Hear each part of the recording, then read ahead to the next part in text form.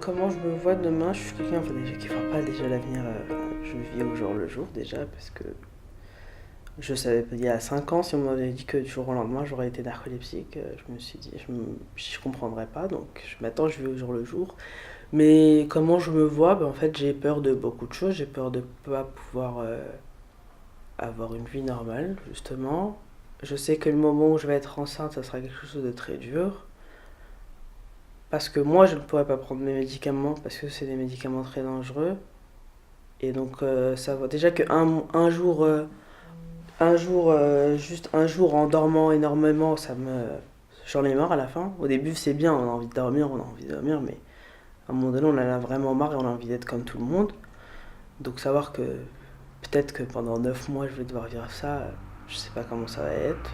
Après, j'ai peur encore de reprendre du poids. J'ai peur vraiment de ma cataplexie. Parce que si je prends pas mes antidépresseurs, je sais pas comment je serai.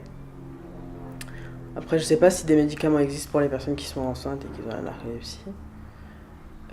J'ai peur de ça, j'ai peur de plein de choses. J'ai peur d'avoir la flemme de faire plein de choses si je suis marié et que j'ai des enfants. J'ai peur d'être tellement fatigué, d'avoir la flemme en fait, de faire les choses, de pas pouvoir être capable de faire plein de choses. Et je pense que le plus important, quand la personne connaît la narcolepsie, ça va. Il faut ça aussi. Je pense aussi avoir peur d'une chose, c'est que de pas trouver quelqu'un qui accepte vraiment ce que je suis et qui comprend ce que c'est la narcolepsie. Donc savoir que je dois faire révéler toute une autre facette de moi à quelqu'un pour pouvoir vivre normalement. Je sais que ça mettra du temps et c'est ça plus qui me fait peur. Par rapport à mon travail, j'ai peur justement d'être tellement fatigué et qu'un jour je sais que normalement je me suis renseigné que c'est reconnu comme un handicap, donc j'aurai ma place comme tout le monde au sein d'une entreprise. Et c'est juste que j'aurai un temps aménagé pour pouvoir me reposer entre midi et deux par exemple, ou des choses comme ça. J'ai peut-être aussi peur de pas reprendre, de pas redevenir comme j'étais, parce que j'étais très mince. Ce qui est bien, c'est que j'ai arrêté de prendre du poids depuis.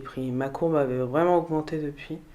Maintenant, mon poids s'est stabilisé, je prends plus de poids. Mais réussir à en perdre, c'est quelque chose qui sera très dur pour moi parce que déjà le médicament, on va dire, empêche mon cœur d'être en parfait état. Quoi. Je monte deux escaliers, j'ai très mal au cœur.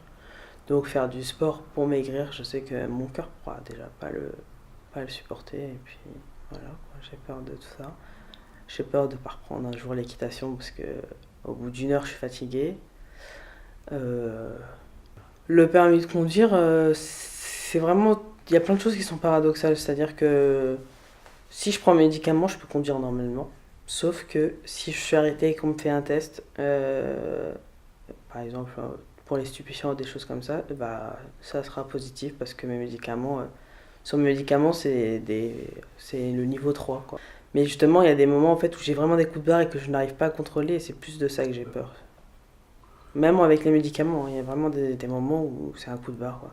Même sur l'autoroute, si on est 80 à 100 degrés, enfin à 100 km à l'heure, avoir un coup de barre comme ça, je pense que ça aura des conséquences. Mais oui, j'essaye de passer mon code. C'est dur parce que c'est des choses que j'ai du mal à comprendre. J'ai l'impression que ça rentre pas, en fait. Mais après la conduite, bah, j'aimerais bien. Je pense que ça sera juste sur des petites distances.